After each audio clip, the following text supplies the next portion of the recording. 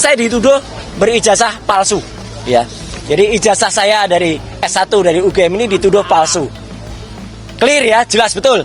Ini ada legalisasinya. Silakan difoto, silakan dianalisis. Roy Suryo pamer ijazah S1 hingga S3 setelah laporkan 7 pendukung Jokowi. Kalau mau diuji, silakan. Pakar telematika Roy Suryo melaporkan 7 orang pendukung Presiden ke-7 RI Joko Widodo atau Jokowi ke Polda Metro Jaya terkait dugaan pencemaran nama baik. Laporan tersebut telah diterima Polda Metro Jaya dengan nomor STTLP B114I 2026 SPKT Polda Metro Jaya pada 6 Januari 2026. Roy Suryo mengatakan, pihaknya telah menyerahkan seluruh bukti terkait laporan yang dibuatnya kepada penyidik. Kami sudah menyerahkan laporan berupa detail intinya seperti ini, lengkap dengan ada penjelasan di dalamnya tentang orang-orangnya, tentang buktinya, screen capture-nya, linknya, bahkan juga transkripnya. Sudah kita berikan semuanya. Petunjuk dan buktinya ada. Ujar Roy Suryo di Mapolda Metro Jaya, Jakarta Selatan, Kamis, 8 Januari 2026. Ia menjelaskan, pihaknya melaporkan para terlapor dengan pasal 433 ayat 2 dan pasal 434 ayat 1 KUHP baru karena dianggap sesuai dengan peristiwa yang dialaminya. Mantan Menpora itu menilai tudingan terhadap dirinya sebagai sebuah fitnah serius. Jadi ini merupakan satu spin yang luar biasa jahat ya, gitu. Karena penelitian yang kami lakukan bertiga awalnya dan didukung oleh teman-teman yang lain dari tim akademisi dan juga dari TPUA dan juga tim aktivis adalah tentang dugaan ijazah palsu yang dimiliki oleh Presiden ke-7 Indonesia Joko Widodo yang kesimpulannya adalah 99,9% palsu. Katanya. Namun, menurut Roy, para pendukung Joko Widodo justru membalikan tudingan tersebut kepadanya. Dan dengan enaknya, para pendukung Joko Widodo itu kemudian membalik begitu saja, mengatakan ijazah saya palsu. Ada yang mengatakan ijazah S1 saya palsu, ada yang mengatakan ijazah S2 dan S3-nya juga palsu. Ujarnya, Roy pun menantang agar ijazahnya diuji secara terbuka.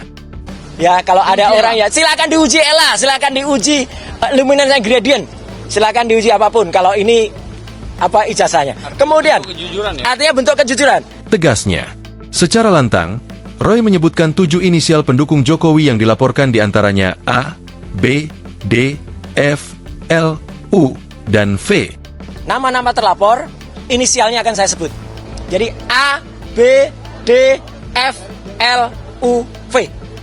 Itu adalah orang-orang yang kami laporkan dan ada di dalam detail penjelasan yang sudah ada di dalam laporan kepolisian nomor STTLB _B _114 _2026 SPKT Polda Metro Jaya. Katanya, ia menjelaskan tudingan terhadap dirinya terbagi dalam 2 klaster. Klaster pertama adalah tuduhan bahwa dirinya menggunakan ijazah palsu. Roy lalu menunjukkan ijazahnya satu persatu. Saya dituduh berijazah palsu, ya. Jadi ijazah saya dari S1 dari UGM ini dituduh palsu. Clear ya, jelas betul. Ini ada legalisasinya. Silakan difoto, silakan dianalisis. Ujarnya, ia juga menunjukkan ijazah S2 dari UGM. Kemudian ijazah S2 saya dari UGM juga. Ini. Silakan diuji. Silakan diuji juga. Ini saya magister kesehatan, makanya di belakang saya ada MKes-nya.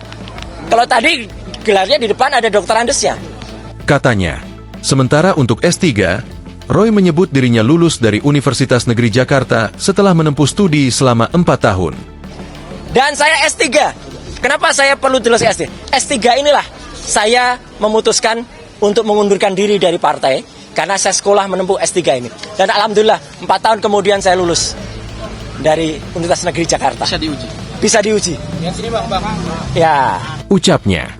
Klaster kedua ialah tudingan bahwa Roy terlibat kasus korupsi proyek Hambalang saat masih menjadi kader Partai Demokrat. Roy kembali membantah, sebab hubungannya dengan Demokrat tetap baik hingga saat ini. Saya kader terbaik dari partai itu tahun 2016. Dan setelah itu saya justru 4 tahun berikutnya saya izin kepada ketua umum waktu itu untuk mengundurkan diri karena saya mau sekolah. Jadi saya memang hubungannya tidak buruk. Saya hubungannya tetap baik.